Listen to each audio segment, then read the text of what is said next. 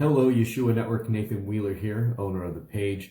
Going to be doing a general update for you about the ministry and about myself. I got some written notes here this time because I don't want to miss anything. It's been a while since I've actually gone over and done like a general update of what is going on, what is new, what does the future hold for the ministry, and so on and so forth. So I wanted to make a video. You guys deserve that much for sure. I wanted to bring you up to speed with everything that's kind of, I imagine, maybe up in the air in your minds about this ministry and about myself. So we are going to go through a few things. And as people are logging on here onto the video, I do just quickly want to say that I have enjoyed the raffle, and I enjoyed the voting for the new name of the podcast. I needed that. I know it may seem like a silly thing, but I'm going to get to more of it in this video at the end here. Like, that was fun for me, and I felt blessed by it, and I want to do more things like that. I want to come up with more creative ways of doing things that aren't just serious and heavy and you know, just like, you know, I'm always on here basically talking about the salvation of the soul, right? And it's an absolute blessing, but for me, it's not fun. Like, it's very serious business for me, right? It's not something that like I can come on here and just kind of have like a carefree attitude and just be like having fun with it, right? And it's an interesting thing because everybody else I know that makes videos, you know, anybody that I watch that makes videos, I feel like they're making videos and what they're doing is fun for them.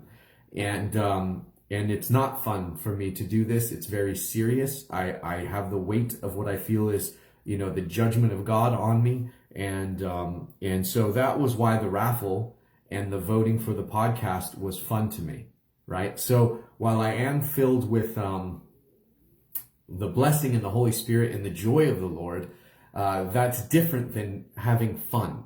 Do you understand what I'm saying? So that's one of the things that I needed it. So you know, I don't know if you like them or not. I don't know if you had fun with those things, but I want to do more things like that because I think it's okay if we have a little bit more fun on this page as well. So, and I don't mean just happy-go-lucky content that's fluffy in Christ. I mean, I don't know, just things that are fun as a community. So I want to somehow figure out ways to do stuff that's fun. Okay, so that I wanted to update you on that. So I needed that. I need that. So, all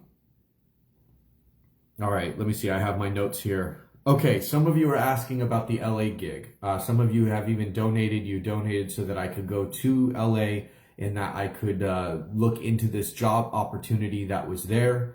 Which ties in also with the ministry and everything like that. So I'm going to get to that. Please stick with me in this video and so on and so forth. So I know it's a weird thing because I asked you guys to donate since I don't have a job. My full-time, well, I do have a job. That's the other thing. I do have a job. My full-time job is ministry. But I don't work for like a company and I don't get like a salary or a paycheck. I live off of your donations. And so when I needed to go to LA, I didn't have a savings. I have no savings. I live week to week to week, depending on when your donations come in. And so for me, I had to ask for your donations, and some of you donated. And I feel very weird about the fact that I can't tell you exactly what the job opportunity is. Like, it's a very weird thing for me. And I bet it might feel a little weird for you too. So I just wanted to explain to you that there are multiple reasons why I can't exactly tell you about it yet. I will, of course, tell you about it in due time, but I haven't been able to tell you about it yet. It's because of the nature of what it is. Okay, and for those of you who made donations so that I could go to LA and pursue that possibility of that opportunity, I will always be forever grateful for the donations you made and the effort and time you put in and so on and so forth. So I just don't want you to think I'm taking it for granted what you did for me, and by not telling you. I will tell you as soon as I'm allowed to. I did finally hear back this last week from the LA opportunity, and the only news I got back was that they haven't looked at my paperwork yet.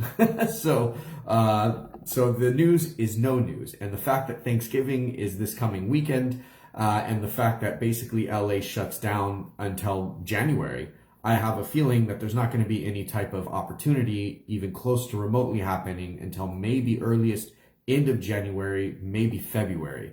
And that's not really a good thing for me. So I was hoping for other type of news, but we'll get into all that as well. So this is all what I wanted to talk to you guys about and bring up to speed. As you guys know from yesterday's podcast or yesterday's broadcast that we did, the video that we did, we have a new podcast coming. Now there's a thing where over the last year or so, I myself have been all over the place. I want to totally acknowledge that in this video.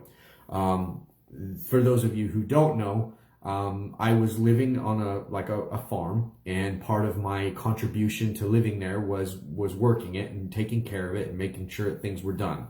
So I wasn't quote unquote paying rent in cash, right? I was being blessed with an opportunity by the owners, to be a part of the farm, not just be a person who lived on it, but they allowed me to be like a part of it. And so, but I had to work for it, if you will. My contribution was my labor and so forth. And I am eternally grateful for those 2 years I had there. But I'm not there anymore.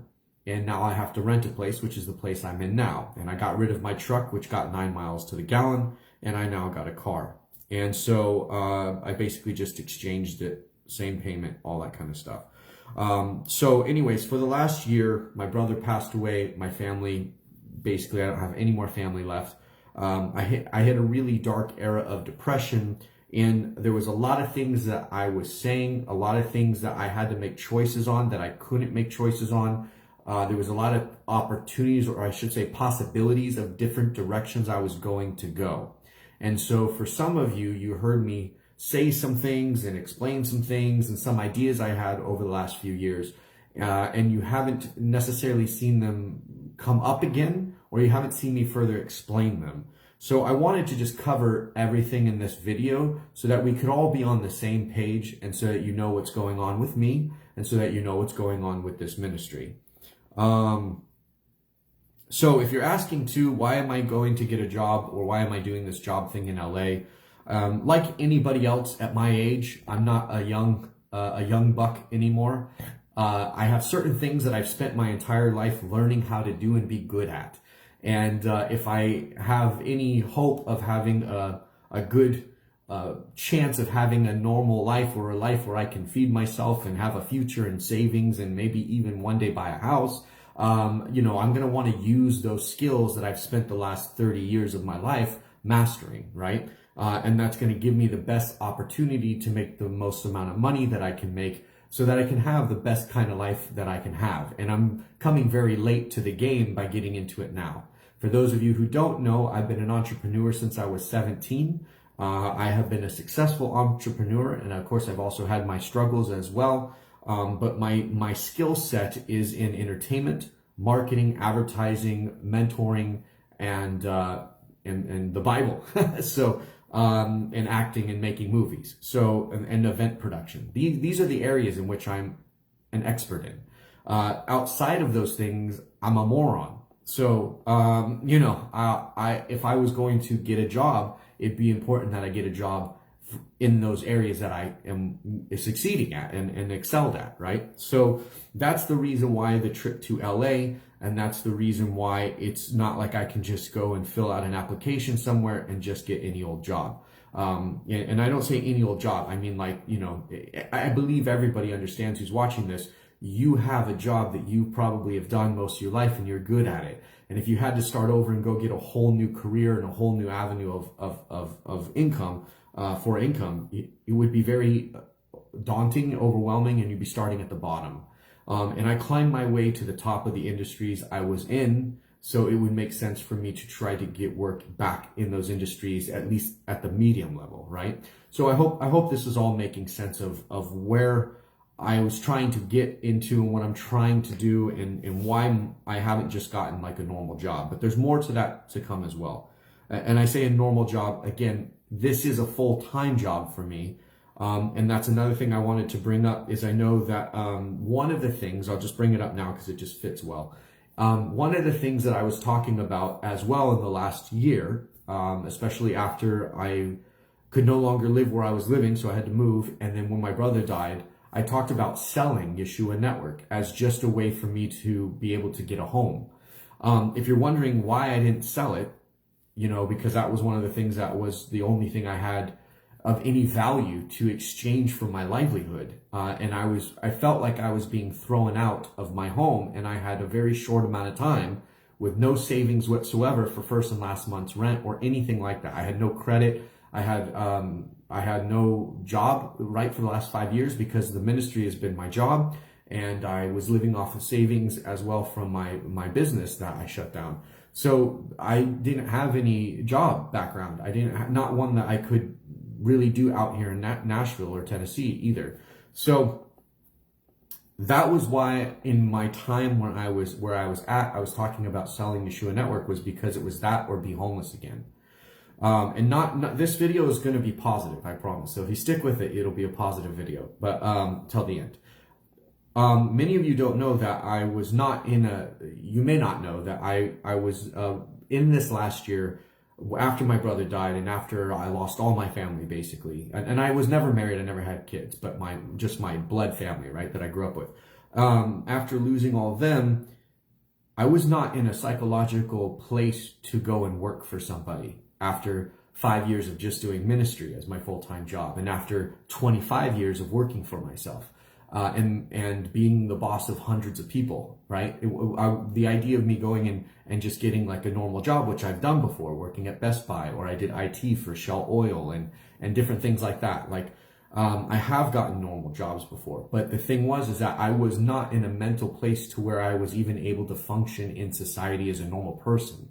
I was having the few friends I have were not even able to be around me because I was so difficult to deal with, let alone be able to smile and go into a job place and say, hi, I'm the guy out of all the applications that you have, you should hire me. So my only choice at the time was to sell Yeshua Network, which is of some serious value. Even though I don't make it's not something that is monetized, right? Like Facebook doesn't run advertisements on it. I don't make money off of the videos we play. I've never monetized Facebook at all. And if you just look at the top of the page, you will see there's plenty of people here that if I did monetize it, it would make a lot of money. But when you do that, just so everybody also knows, well, why haven't you if you're struggling financially? Why don't you monetize Facebook? I'll give you the absolute, totally accurate answer. 1, spiritually is the reason. 2 is because once you sign, it's a special and different agreement. Once you sign that with Facebook, you can't talk about certain things and you must talk about other things. So for instance, if there's something going on in the world politically, I have to kind of promote, or I have to share that thought that they want me to share. And I cannot share a thought that would go against that because they'll take the whole page away, and they will have the legal right to do so because I signed the new agreement, which allows them to make money off the page. I hope that this makes sense. That is the number one reason why I have never monetized Facebook. When I originally launched on YouTube, The Truth Me Free, which I will also get to talking about that in this video. When I originally launched on YouTube, I did monetize it. It's still monetized. And because I talk about God, and because I talk about dying, and because I talk about, just spiritual things, people constantly report those Truth Me Free videos so that they don't get monetized. I haven't made a penny off of the Truth Me Free videos in probably 5 years. Not a penny. So basically the content that we make, it's not it's not monetizable. It's not working. It's not that I don't want to. It wouldn't be great if it worked out, but it's just that the powers of the social media people, they don't like it. So they don't monetize it, and they block it, and they hold it back. When this page was originally created in the first 3-4 years, we were getting 28 million to 38 million people viewing our page per month. And now we get about 1.2, 1.6 million people viewing our page per month.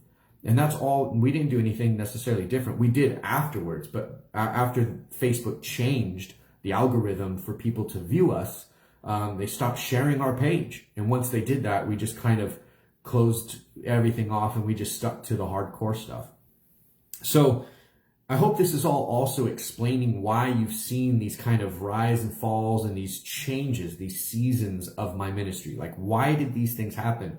A lot of it is external forces, if you will, in the social media platforms. Okay, that's a lot of the reason why the change. So I hope that all makes sense. I hope that brings that part together and up to speed for you. Regarding the podcast that we launched, a lot of you, because you've seen me announce different things, and we will get to all of them. I really hope you stick around for this video. I think it's super important because I don't want it to be floating in the ether of what's going on with this page, what's going on with this guy, so on and so forth. So the podcast we just did, you could be having the thought, oh my God, this guy's going to add another thing to his plate when he's already got so much and he's already not keeping up with all the things he already has. Well, the number one reason I haven't been able to keep up with the things that we have is because I don't have stability in what direction I'm going to be able to eat with.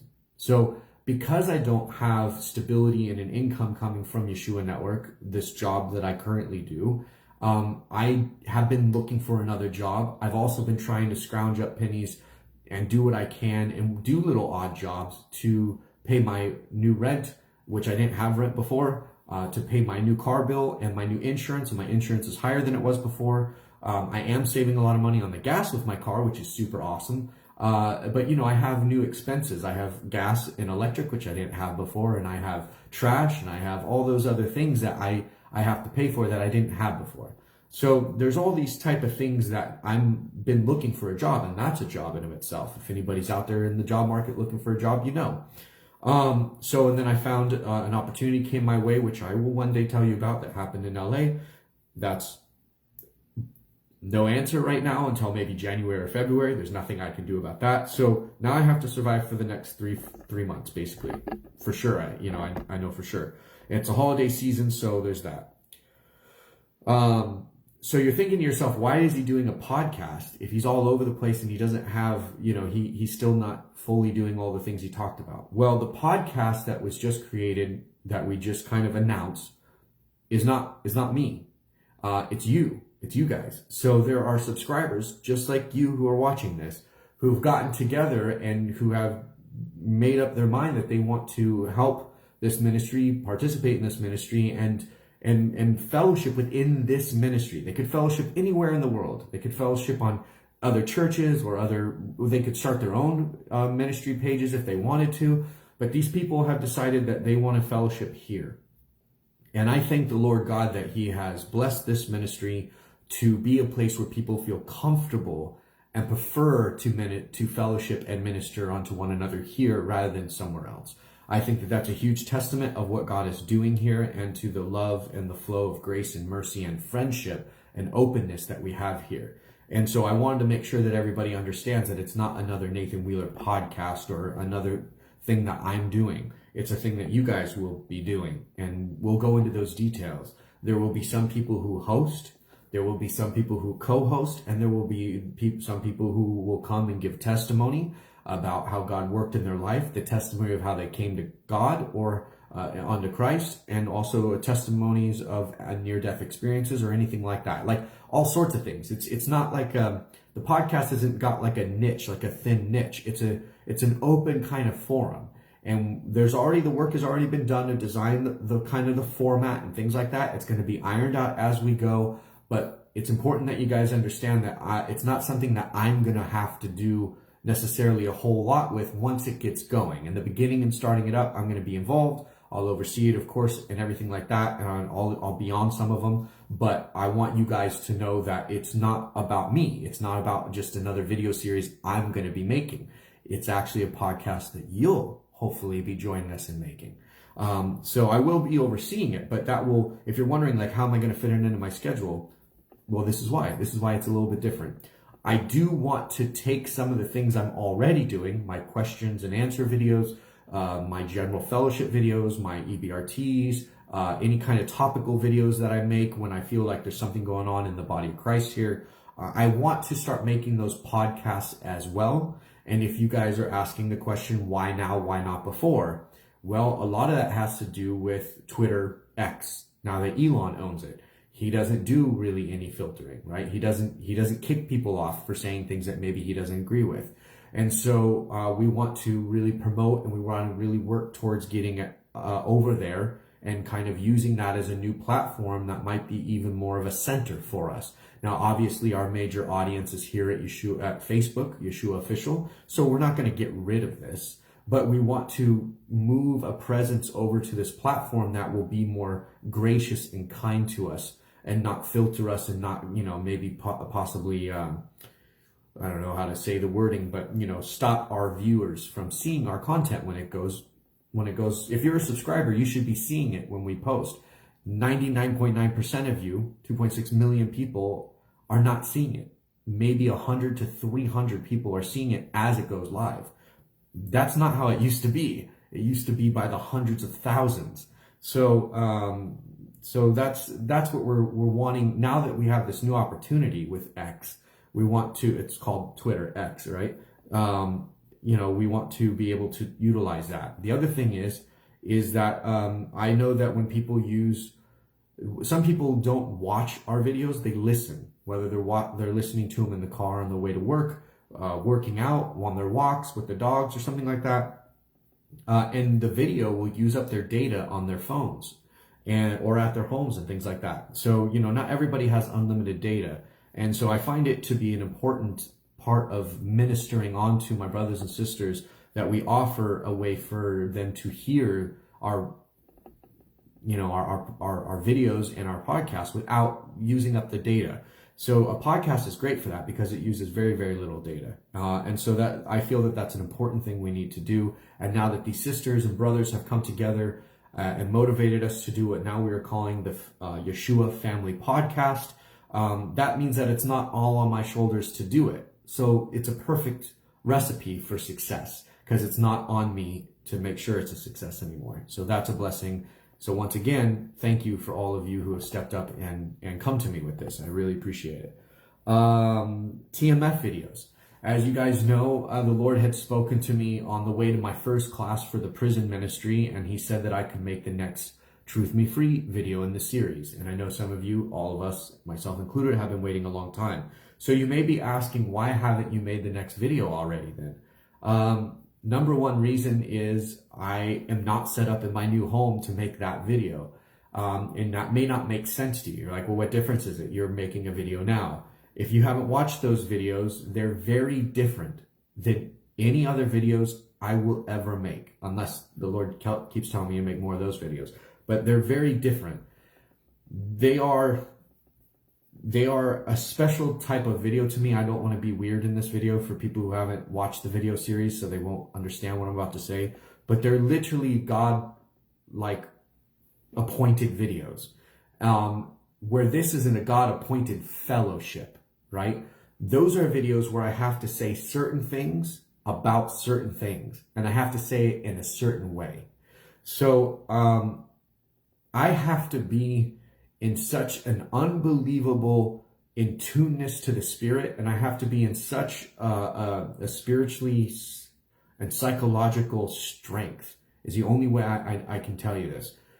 I have to really, like, it usually takes me 3 days of basically fasting to do one of those videos.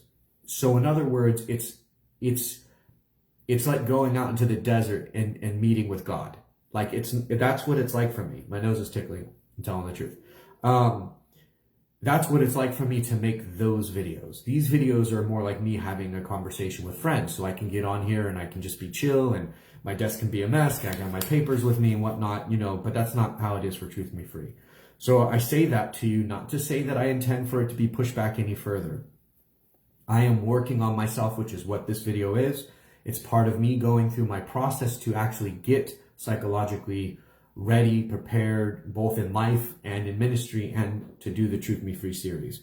I need to kind of get clear the air, as the saying would go. So that's also what this is part of. It's me getting ready for that. So that's why the Truth Me Free video hasn't been made yet, but I am extremely excited about making it. I hope the other videos will come very shortly, or right with it. You know, if I could make them all in one day, I'd be the happiest person in the world. Next one on my list here. Okay, so I have, as I was talking about selling Yeshua Network as a way for me to just be able to have a roof over my head, the owners of the farm that I was on, they are helping me paying my rent right now. If they did not offer to help pay my rent right now, I would not actually be able to live where I'm living. So it is by their grace that I am able to live here, because they have dedicated to me for a certain amount of time, not forever, but just for a certain amount of time to help me get on my feet, to help me pay my rent in the house that I'm currently in. So, and I'm forever grateful for them to do that. They did not need to do that. That was just an unbelievable grace that they showed me.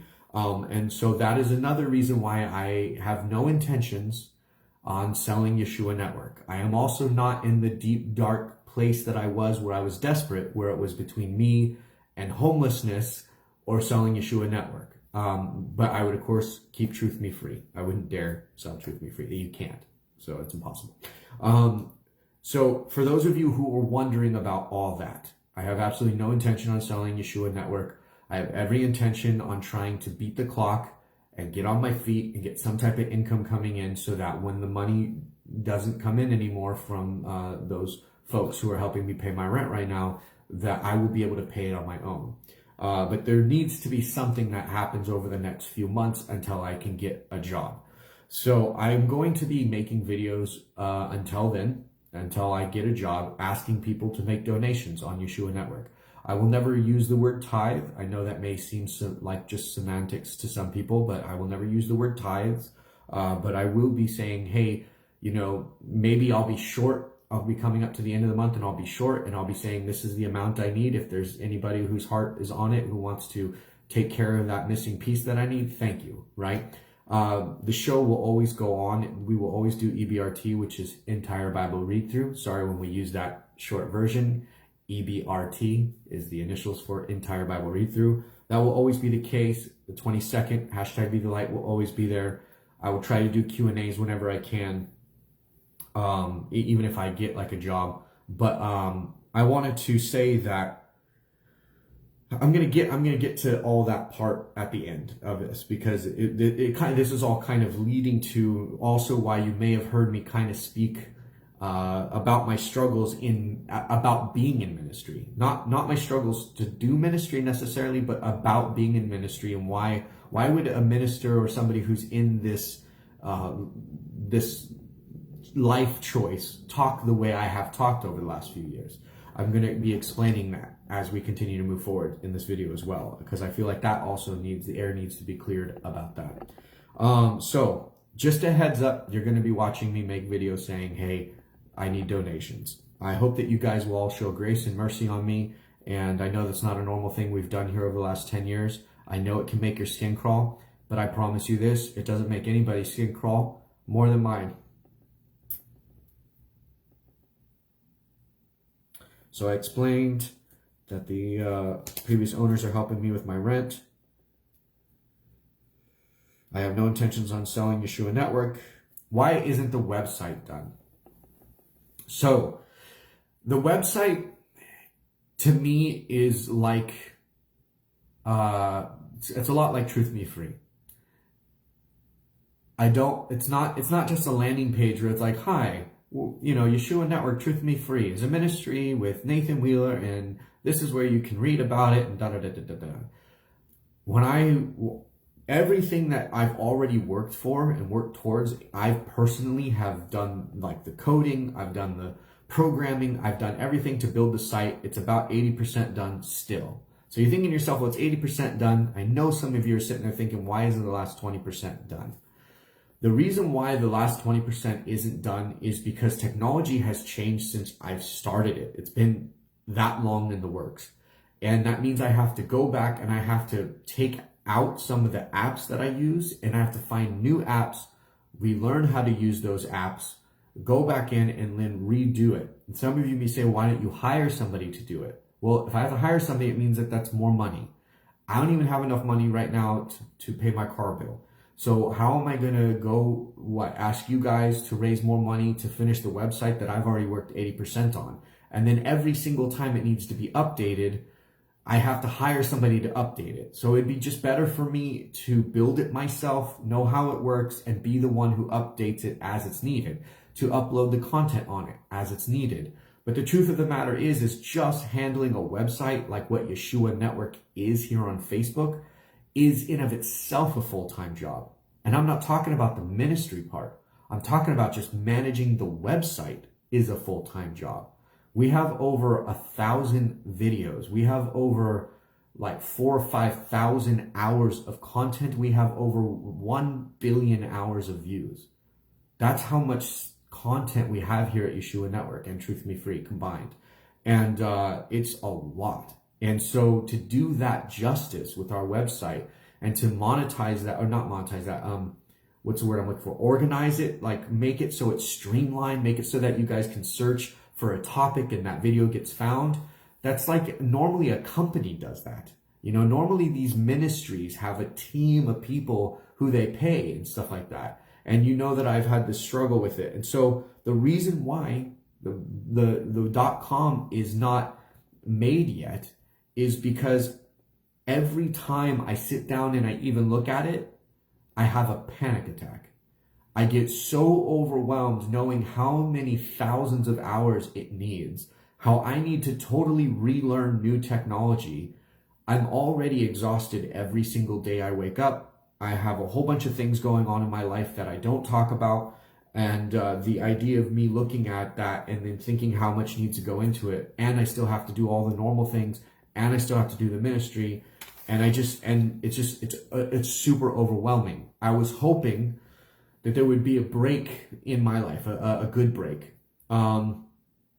where I was going to come into some type of income where I would be more relaxed, right? Like if you know your bills are paid, if you know your debt is gone and not climbing like mine is doing every month, you kind of have that ability, like you don't feel like somebody's sitting on your chest anymore. Maybe you don't know what I'm talking about, but maybe you have debt. Maybe you know what it's like to live paycheck to paycheck or week to week. And you know there's like this weird weight that sits on your chest and it sits like in your mind. And you don't have the ability to like really think clearly or efficiently.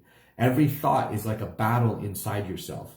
And so, you know, I really thought that that was going to change for me at some point here. And then it would give me the freedom, the ability to enjoy finishing the .com. And so that's why it hasn't happened yet, because I have basically continued to go in this downward spiral since closing my business down in 2018, 2019. Well, really it closed down officially during COVID. So I've just been in a downward spiral. And some of you know that because you've watched me go into the darkest pit of it this last year. And I'm just now kind of rising out of the ashes. Hence why I felt the need that it's, you know, important that I bring you up to speed on all the mayhem that was caused over this time period where I said different things and I worked on different things and kind of none of it went anywhere. And that's why I really wanted to make this video. On top of that, we do support other ministries. And I knew that that was important just spiritually. Like I felt the tug on my heart for a long time. And then wonderfully enough, when I moved here to Tennessee, I got involved with like this orphan and foster kid program, not the state. It's like a Christian kind of works with the state program. We provide food and clothing and all these different things that they need. You guys have donated to it, and I guess we have done a good job of fulfilling all the stuff in the last order that we did and all the stuff that we got on the last one, which you saw. I went to Walmart, I took pictures of all the stuff that I bought from your donations and gave it to them, and I guess they have so much clothes now or whatnot, they haven't gotten back to me yet. So either that or they have other donors. At the time, we were the only ones who were really helping them. So maybe they have other people who are helping now, but I haven't heard back from them. So I'm going to call them again this week and just say, hey, you know, I haven't heard from you. Maybe somebody forgot. Maybe somebody thought somebody else called me. Who knows? But I want you guys to know that I haven't dropped the ball on that just because I moved away from that area of Tennessee. Very much I want to continue to work with them, even if it's not getting clothes or food or whatever for the kids. If they have all that, there's other things I know we can do. And that includes the bed making ministry, and that includes the families of disaster ministry. It's all part of the same group. So there are a whole bunch of different ministries, but it's like one community that comes together. So that's been a blessed thing. Also, some of you have asked about the prison ministry ever since I went into the prison and served the prisoners and stuff like that through Kairos. The Kairos ministry has asked me to be on the board of advisors. So, the Lord has made a spiritual move, and he has asked, appointed me as one of the board of advisors for that. I'm very honored by that. They want my input, to help guide the future and directions, and we're going back in February to actually do the exact same thing, but only onto the death row inmates, the people who have murdered multiple people, the people who are, on death row. They're going to be killed for the crimes they've done. So we're going to be going back in for them in February, I believe. So, and I sit on the board. So that's the update with that. That hasn't gone away. I have multiple meetings I also need to do with them as well. As long as I used to do meetings, I need to get back to doing meetings with the foster and orphan kids as well. I haven't gone to those meetings. That might be why they're not getting back to me. But again, that takes time, money for gas, because now it's an hour and 20 minutes, hour and 30 minutes away. But I still want to do that. I think that blesses me unbelievably. Like, I cry at every meeting because it's so unbelievably beautiful, and the work is kids, and you watch the Lord do things, and it's amazing. So I want to continue to do these things. And I know you guys do too. Amen. All right. Some of you also, another thing I had mentioned in the last year was that I had no intentions on getting my pacemaker battery replaced. And this is the 10th year since my pacemaker got put in, and this is about the time that my battery is going to go out. So basically, I was just going to be relying on God to keep my heart beating, or whatever. I have been seeing my heart doctor. I'm going to see him again on Wednesday this week. I'm seeing multiple doctors on Wednesday this week. The first batch of news that I got, it wasn't great. So that's why they rushed me and said, even though it's the day before Thanksgiving, we feel you need to come in. I don't really have any more to tell you than that. But, if the doctors say that I need to get my pacemaker replaced or the batteries replaced or something like that, I will do it as a way to finish the work here I've done. And that is a little bit of a conflicting thing in my own spirit, because I would love to be like, the Lord has my heart, and I know he does. And I know he could heal me if he wants to heal me, right? Like, I have that total faith. But there's a chance that if my pacemaker battery goes out, then I'll go home. So because I don't feel that my work is done here, and because, I want to continue to serve, and I want to continue to be a blessing as much as I can before I do get called home, I am going to my doctors. I've already gone, and I'm going to continue to go. So that's the update on my pacemaker information as well. Same with my kidney stone and the diverticulitis. I do have my kidney stone here. I am here. It's still with me if you guys want to see it. No, it's still growing. I can feel it from time to time. Lucky for me, it hasn't moved in a long time to a location that I feel it. And then my diverticulitis. Those are things that I'm just going to have to deal with later. The pacemaker is definitely highest priority because I'm literally on a ticking clock.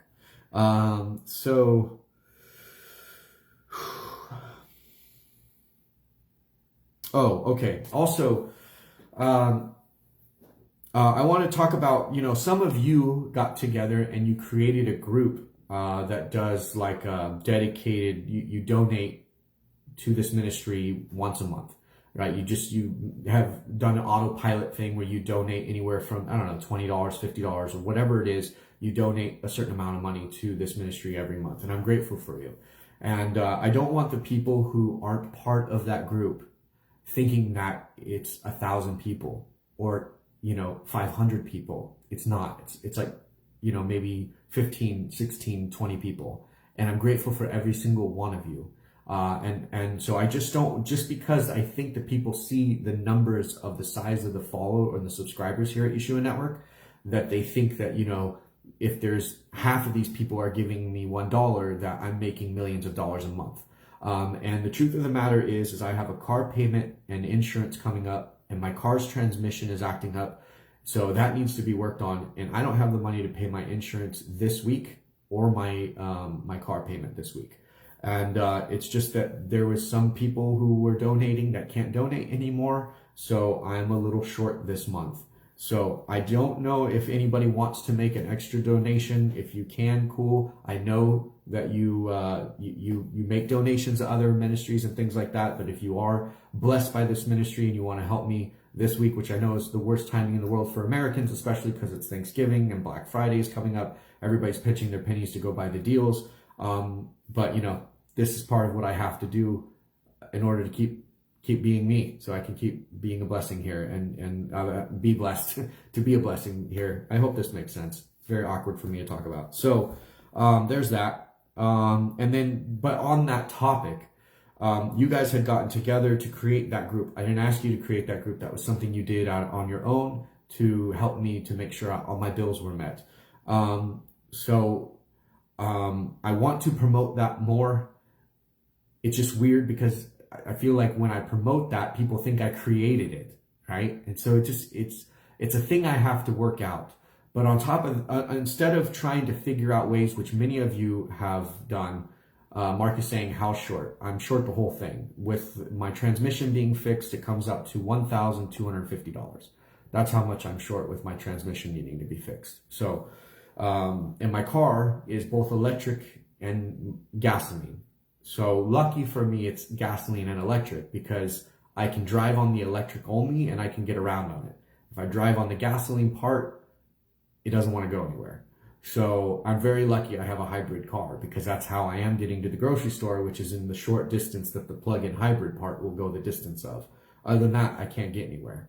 So, but you know, that's the total that I need. I hope that helps. So you guys also did a thing where I think it was a GoFundMe. I don't remember exactly how you organized it, but it was a thing where you guys were raising money for me to buy a house for myself, or for you to buy a house for me. That was very kind, and you raised, I think, about $3,000 if my memory is correct. And you may be wondering, what did I do with that money? Like, why do I need $1,250 for my transmission, my insurance, and my car payment right now if I still have that money? Well, I don't. I use that to move into the new house I have. I used it to get a few pieces of furniture I needed, a table for my kitchen, and also like washer and dryer and things like that. So I am making actual payments on my washer and dryer, but it was the down payment on my washer and dryer. So there was and I rented a truck, and I also have storage. So that's another thing I'm paying rent on every month as well. But I have some stuff that, you know, I just wanted to keep because I haven't fully unpacked and I don't know what's what. And I was stressed out. So I just wanted to put a lot of my stuff in storage until I had time to go through every box and either give away to Goodwill or to wherever I need to the stuff that I don't need, and then figure out what I do need. I didn't want to just throw things away. So that, especially when I'm in the situation I'm in, everything I have is worth a lot to me, right? So that money for the raising of the house, for the $3,000 or whatever it was, it's gone. I used it to move into the house I'm in. So you technically helped me get a house, so thank you. But that also has had the brakes pumped on it as well. And the reason was because I was thinking and talking about selling Yeshua Network, and then I wouldn't need any of your donations, right? Because I would just sell this and then I just buy a house. Whatever I could get for this is what I was going to buy my house for. So, so anybody who is wondering what happened with the buying Nathan a house deal that you guys did, that's why that's been pumped and why that has been done with. I appreciate that. I don't have any plans or have any way to ever get a home or, you know, have a savings, except for if I get a job or I really start getting good at getting a lot of donations. And I don't know how to feel about being good at raising a lot of donations. So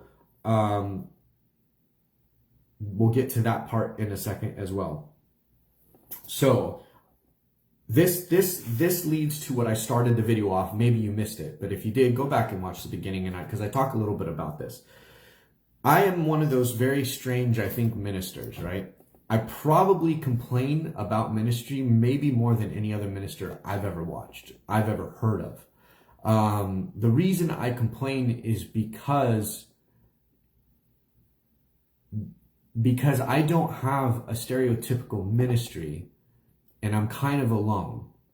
I have you, my brothers and sisters, to fellowship and support me, but I'm not part of some denomination.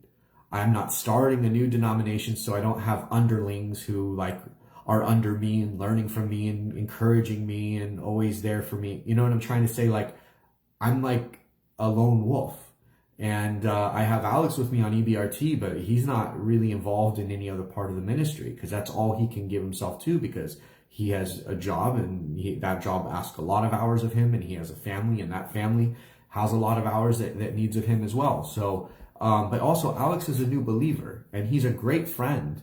But you know, it's not a situation where, you know, he's a minister. He's not a minister. He's just somebody like you. He just sits next to me in the video so he can have fellowship with all of us, right? Because he's my brother and my best bud. So, so I apologize for the fact that since the beginning of my ministry, I have complained so much about being in ministry, and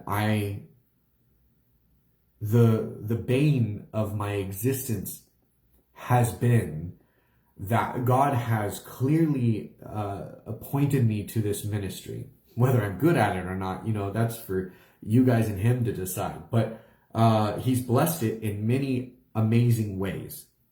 And so I'm grateful for that. But I also am the type of person who's always worked for myself. And I've always done this. You guys know this, but maybe somebody watching doesn't. So forgive me for all the people hearing me repeat this. When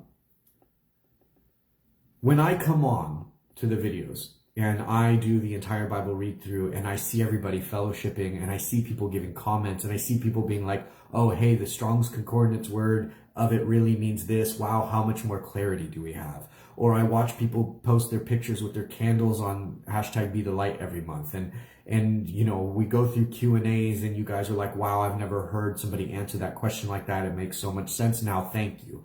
Like, being in fellowship with you is like the most joy I have on planet Earth while I'm alive.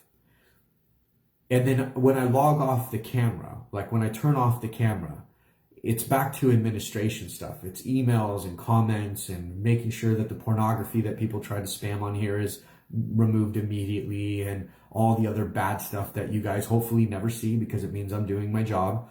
And it's not fun.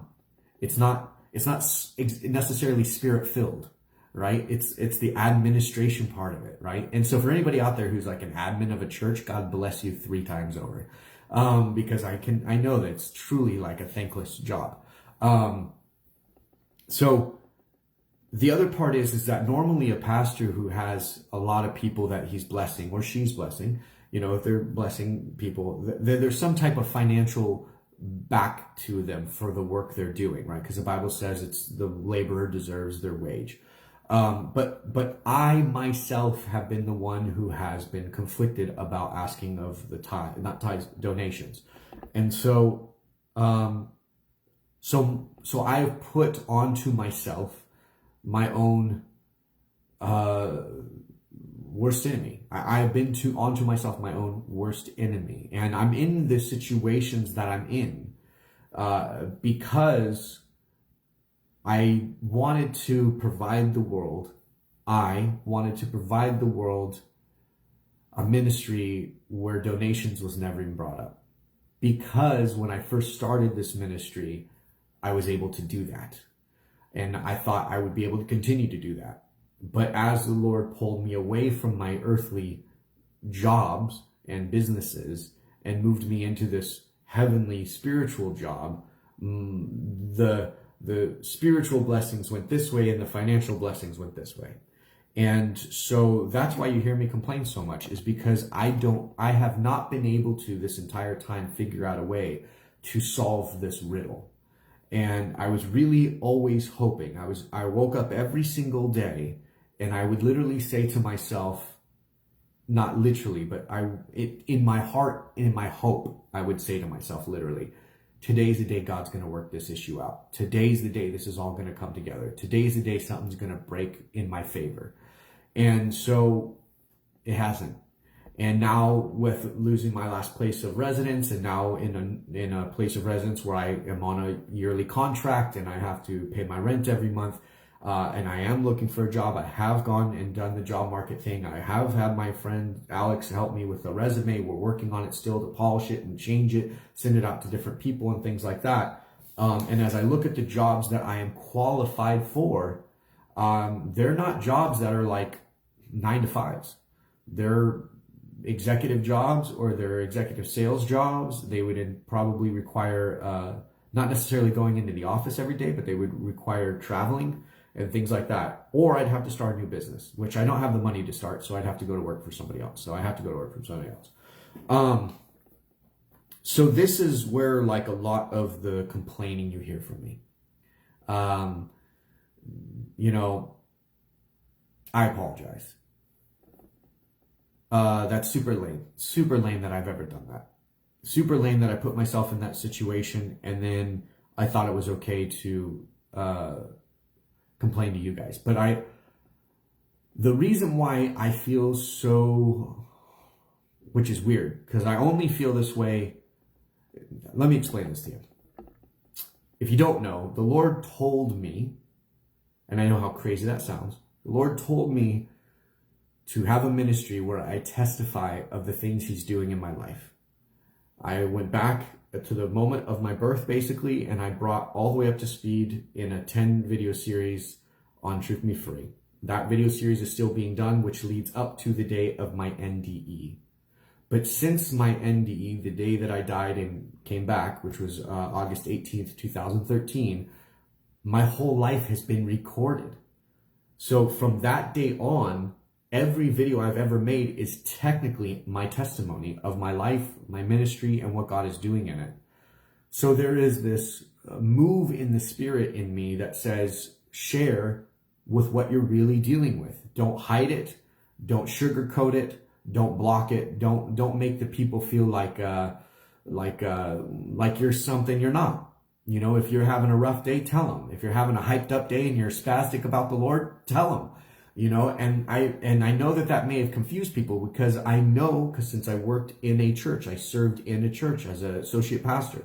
I know that the job requirement in a physical building church associated with a real denomination, if you will, a denomination, your job is to be as steady as possible, to be as consistent as possible, to never let them see you sweat, to never let them see you cry, you know, unless you're crying tears of joy for the Lord or tears for the sheep of God or something like that, right? But not for yourself.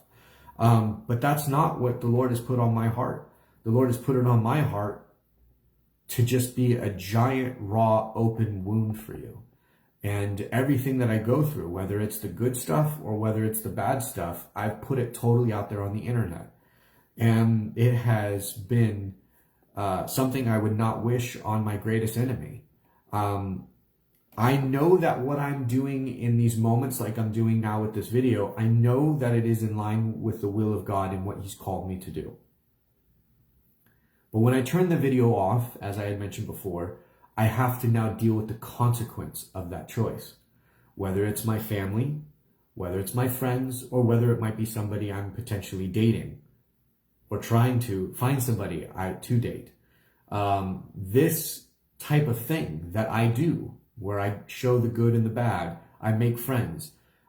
Everybody in the world Googles everybody. At least anybody who's ever met me, almost instantaneously, meets me. They didn't get referred to me. They didn't hear about me. I'm talking about, like, I meet somebody at the grocery store, or I meet somebody through a mutual friend. They end up within 10, 15 minutes, some point, somehow, they end up Googling me. And when they do, they find all these videos, and they find all my stories and all my craziness and everything I put out into the world. And I know there might be other ministers out there who are doing something like what I'm doing, but I don't know them. And I'm the first one I've ever known who's done it. And so that means that I don't have any type of person or group of people who went through what I'm going through first and has kind of paved a smooth way. I don't know of anybody else who has totally basically, Truman'd themselves and just put their life on the internet. Like, not fully and really, and not, in the way that I have.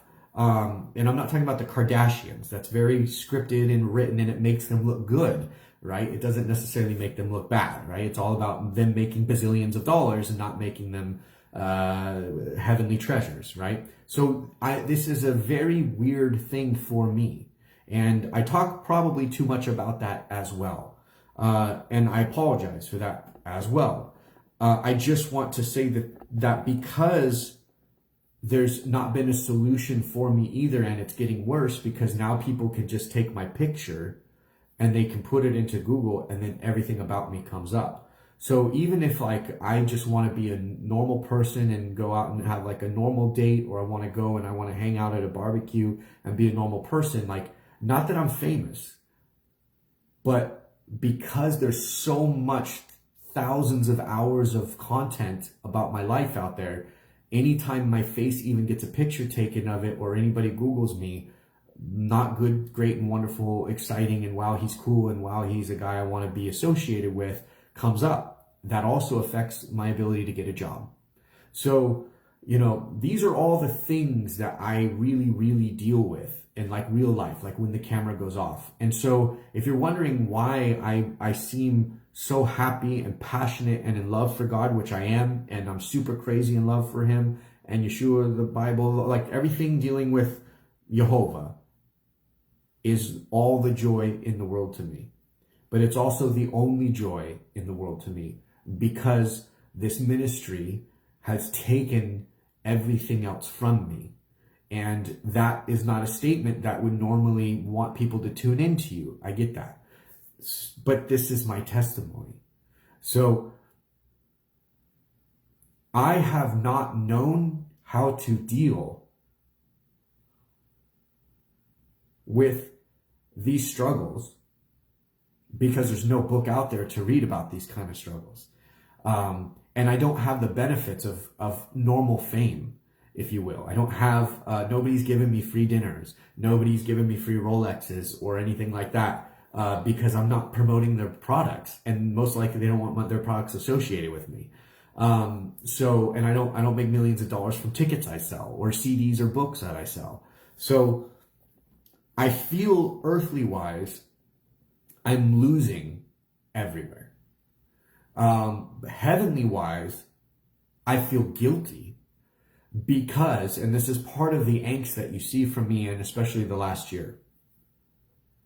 Because I know there's got to be some confusion with somebody. Alex is confused about me. You know, he at least will tell me to my face. So I'm imagining somebody out there is confused about me as well. So this is why I'm having this conversation in this video. You see, the reason why I feel guilty with the heavenly treasures that I believe the Lord has allowed me to have from this ministry, from the things that I'm allowed to do and to be a blessing on, like, you know, he's allowed me, not that I'm doing them. He's allowed me to do them. Is that because I know that most of the time I'm frustrated about it as well. And I know that I'm not worthy of it. And I know that my thoughts aren't always like, you know, like I should be happier with what I have. I should be happier with my life. I should be happier that every day there is food for me to eat, even if it is not a great meal or whatever, right? I should be happy. And maybe I don't have too many friends anymore. I have really only one friend, maybe a few others somewhere around the world, but not like where I live. And that's Alex and his family. And like, I should be grateful because I have the best bud a guy could have. So, but I find myself frustrated. And I know that me being frustrated with the life that I have off camera is my pride. And I know that it is pride, and I know what it is. So therefore, I know that the amazing, unbelievable, immeasurable amounts of blessings the Lord bestows on me, not that I'm ever worthy of them, but that like I'm extra unworthy of them. And then I know that's pride as well. So I'm like doubling down on pride in all these things, and then I teach how to spot this pride. I teach how to stalk yourself and notice this pride. And so while I do notice it, this is not a thing that I myself have been given a solution for. I rejoice in him as I go through it, but it doesn't change the fact that my body has anxieties in it. right? And so while my spirit, my mind may be rejoicing in God, I actually get panic attacks a lot. I was on panic attack medicine, but I stopped taking that because it really only made me worse. And I have a rule: I will never do a video on any type of medication, So unless it's like cough syrup or something, but like not any like real medication, because I don't want my antenna in tune to the Lord to be altered. So I have to choose whether I get to do a video or be a blessing and receive the absolute joy of the Lord in doing the ministry part that I like to do, or do I try to keep my sanity that day, right? So this is the real life battle of Nathan Wheeler behind the scenes. This is the real life battle of what it is to be me. And I don't want to talk about it anymore. I don't want to bring it up anymore. I don't want to make it a point of the content that you see. That's not why you tune in. You don't tune in to hear about my personal life. My personal testimony doesn't have to be my personal life. Just the points in where God moved and how God blessed me and how God worked through certain things. That's different than me kind of griping and complaining or sharing my woes, right? So I'm aware of that, and I want to work on that for you. So that's, again, what this video is. I feel by bringing everybody up to speed, talking about it, airing all that dirty laundry that I've created in the last year out, everybody will know what's what. As for the future of this ministry, to summarize all of this, what does this mean for the future of this ministry? Where I'm at right now is I have no other job. And this is a full-time job for me. So if you feel led for the next few months to make a steady monthly donation that you feel you can commit to for the next 3 months, I would be eternally grateful for it, whatever it is. And I don't want to ask for a number or anything like that from some certain amount of people. The reason is the scripture is very clear in the New Testament that when a giver gives, it should be out of the joy of their heart, not because they coerced or persuaded to give that amount.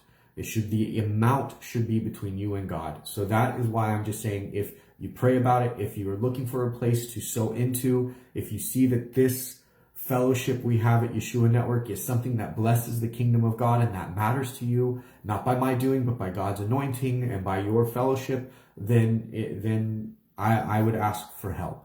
And I'm going to continue to ask for help for the next 3 months at least until I get a job. However, I am also open to the idea that if I can become comfortable with asking for donations, not tithes, that this would be my full-time job, that we would all be okay with this being my full-time job, and I won't spend half my time looking for a job or beating myself up. I will relax. I will understand that you guys are okay with me asking for donations, that you understand it's part of the ministry. It's part of, which I don't want to do because it's humiliating every time you do it. If you've ever asked somebody for financial help, it's quite humiliating as an adult. So that's the other thing I struggle with, to be honest. But if I can come to a place, I would be blessed, because then I would finally be able to do this without that hell that I put on myself.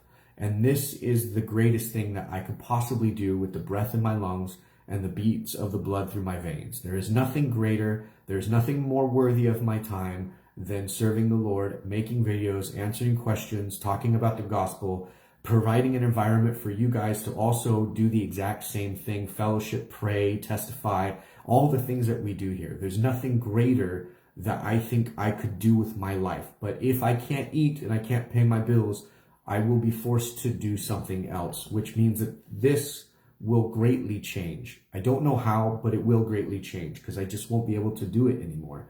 I'll still do EBRT. My nose is tickling. I'm telling the truth again. I'm always telling the truth, but that's just an inside joke. You would know if you've been around for a while. So that would be my first hope. So depending on kind of the feedback I get, to be completely honest, and this is not a good leadership answer, but it's just the honest answer. depending on the kind of feedback I get about me asking for donations, if it's something that I can handle, if it's not too much negative, if I don't feel like my soul is being sucked out of me while I'm doing it, then I think we will continue and we will try to grow the ministry. I'll try to finish the website. I'll try to do more podcasts so people can listen instead of have to watch. I'll work on doing ministry more focused, right? Not that I'm not always working on ministry, but I'll be more focused on the ministry than being split in all these different directions. Now, in regards to the thing in Los Angeles, no matter what, if that happens, I'm going to do that because it actually allows me to do what I just said better and more. And I know that's super confusing. You're like, wait a second, isn't it a job? Not, it is. There's a job in it, but it's not a job like how you're thinking. It would allow me the ability to do ministry without having a lot of the worries. So it's more of an opportunity, let's say that. And for a little while, my time will be more sporadic, but I would still commit to the Wednesday EBRTs and things like that, no matter what. So the ministry will keep going. And so that is different. The Los Angeles thing is different than going and working for like an executive sales or being an executive of a company or something like that. And if you're wondering why I'm saying that, in case you just turned in, that's my resume background. So those would be the jobs that I'm looking for. And those aren't jobs that you just walk in and sign an application and you hopefully get the job. They're like, you have to send it. They look at your LinkedIn. They Google you on the internet. And hopefully you get the job. So that's where everything is at. That's where my health is at. That's where my doctor's appointments are at. That's where the ministry is at. That's what the podcast is. That's what the raffle was. That's what the future will probably hold.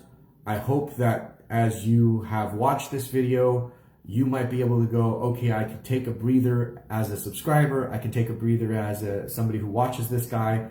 He totally made everything just make sense. No, I would not be moving back to California. Thank you, Vanessa, for that question. That's a good question. I would still live in Tennessee, but Yeshua Network was founded in California. So, you know, it's technically based there. But so that's okay too. I'm not going to not go to California, but I just wouldn't want to make it my permanent home, I guess you could say. So I hope this does help. I hope that, like, just if you're somebody who watches somebody say something to me in response to the new things that are coming in this ministry and the new things I might be saying, and they're like, wait, this guy's all over the place again. He's got a whole new thing again. He's doing a whole new thing again. Like, not really. It's all been towards me trying to figure out this, what I call a riddle. And I'm hoping that this will be okay, that it will all work out, that we can continue to grow. And now with everybody more people stepping up with the podcast, that motivates me to get everything on a podcast. That includes EBRT, Q&As. So that means for those of you who don't want to watch the videos, you just want to listen to them, we're now going to work towards that. And if you're thinking to yourself, how are you going to do that? There are people who are volunteering to help me to do that. That's why this is finally happening. So thank you guys for those of you who do that. And I want to say one more thing. There are some really wonderful people who make sure that my life happens. They donate every single month. All of them have asked me at some point not to mention their names, so I'm not going to. Like I said, it's anywhere from about 15 to 20 people. It fluctuates between about 15, 20 people or so. I'm not going to say your names, but I do want to say thank you. I do want to say publicly that I acknowledge you and that I acknowledge that I wouldn't be able to live without you. So it's not something I'm strangely not proud of, but I also know that you are donating to this ministry. You're donating onto God. You're donating onto me, your brother, and I receive it with that love and that light. And so I still want to say thank you. So thank you. Be blessed. Be a blessing.